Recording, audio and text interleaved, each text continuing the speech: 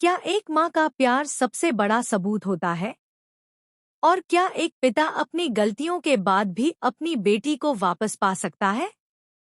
मन्नत हर खुशी पाने की के आने वाले ट्रैक में अब कहानी एक बेहद इमोशनल और इंटेंस मोड़ लेने वाली है, जहां मन्नत और विक्रांत के बीच एक कस्टडी बैटल सिर्फ कानूनी लड़ाई नहीं रहेगी, बल्कि दिलों की जंग बन जाएगी। इस बार कहानी सिर्फ जीत या हार तक सीमित नहीं है, बल्कि यह रिश्तों की परतों को खोलकर सच और इमोशंस की गहराई दिखाने वाली है।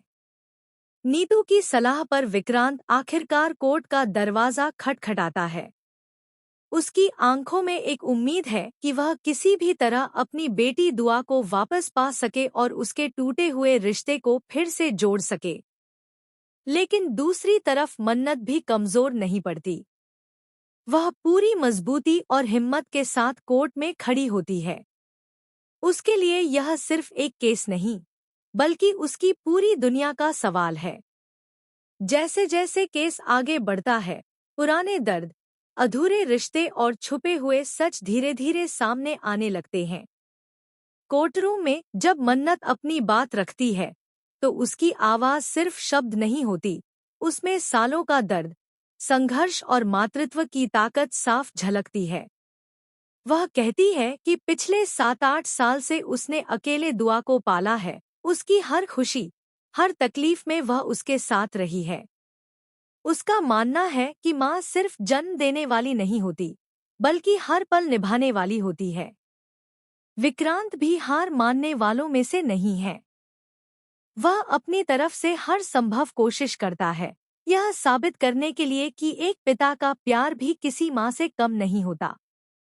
लेकिन जैसे जैसे केस आगे बढ़ता है, उसके खिलाफ कुछ ऐसे सबूत सामने आने लगते हैं जो उसकी पूरी दलीलों को कमजोर कर देते हैं। लेकिन असली ट्विस्ट अभी बाकी है। कोर्ट में एक पुराना डॉक्यूमेंट सामने आता है, जो इस पूरे केस की दिशा बदल सकता है।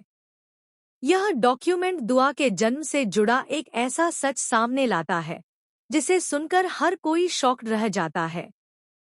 पता चलता है कि दुआ की कस्टडी की लड़ाई सिर्फ मन्नत और विक्रांत के बीच नहीं है, बल्कि इसके पीछे एक तीसरा चेहरा भी है, जिसने इस रिश्ते को शुरू से ही कंट्रोल करने की कोशिश की थी। यह तीसरा शख्स कोई और नहीं, बल्कि परिवार के बहुत करीब का इंसान है, जिसने सालों पहले मन्नत और विक्रांत के बीच गलतफहमियां पैदा की थी।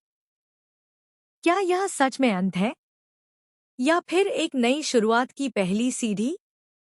अब कहानी उस मोड़ पर आ चुकी है जहां हर जवाब अपने साथ एक नया सवाल छोड़ रहा है। सबसे बड़ा सवाल यही है, क्या दुआ को सिर्फ माँ का प्यार काफी होगा, या समय के साथ उसे अपने पिता की कमी भी महसूस होगी?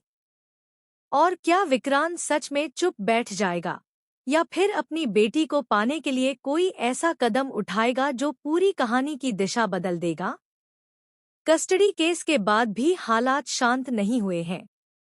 बाहर से सब कुछ खत्म लगता है, लेकिन अंदर ही अंदर आग अभी भी जल रही है। मन्नत ने भले ही कानूनी लड़ाई जीत ली हो, लेकिन दिल की लड़ाई अभी बाकी है। दुआ की मासूम आंखों में अब भी कई सवाल हैं, जो वह बोल नहीं पा रही, लेकिन महसूस कर रही है। इधर विक्रांत पूरी तरह टूट चुका है, लेकिन उसका टूटना खामोश नहीं है। उसकी खामोशी अब एक ऐसे तूफान में बदल रही है, जिसका अंदाजा किसी को नहीं है। वह बार बार पुराने पलों को याद करता है, दुआ की मुस्कान, उसकी आवाज, और वो हर लम्हा जब वह उसके पास था। लेकिन इसी बीच एक चौंकाने वाला ट्विस्ट सामने आता है। एक अनजान शख्स विक्रांत से संपर्क करता है और उसे एक ऐसा सच बताता है, जो अगर सामने आ गया तो पूरा कस्टडी केस ही झूठा साबित हो सकता है। पता चलता है कि कोर्ट में जो कुछ भी सबूत पेश किए गए थे, उनमें से कुछ को जानबूझकर बदल दिया गया था। यानी असली सच्चाई अभी तक सामने ही नहीं आई है। दूसरी तरफ मन्नत को भी धीरे धीरे कुछ अजीब चीजें महसूस होने लगती हैं। दुआ का व्यवहार बदलने लगता है। वह ज्यादा चुप रहने लगती है, और कई बार बिना वजह परेशान हो जाती है।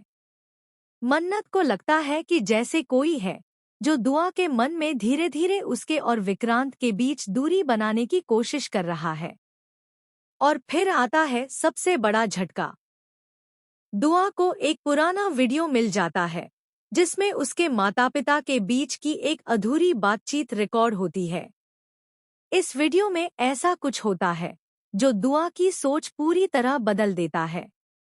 वह पहली बार यह सवाल पूछती है, क्या मुझे सच में किसी एक को चुनना होगा?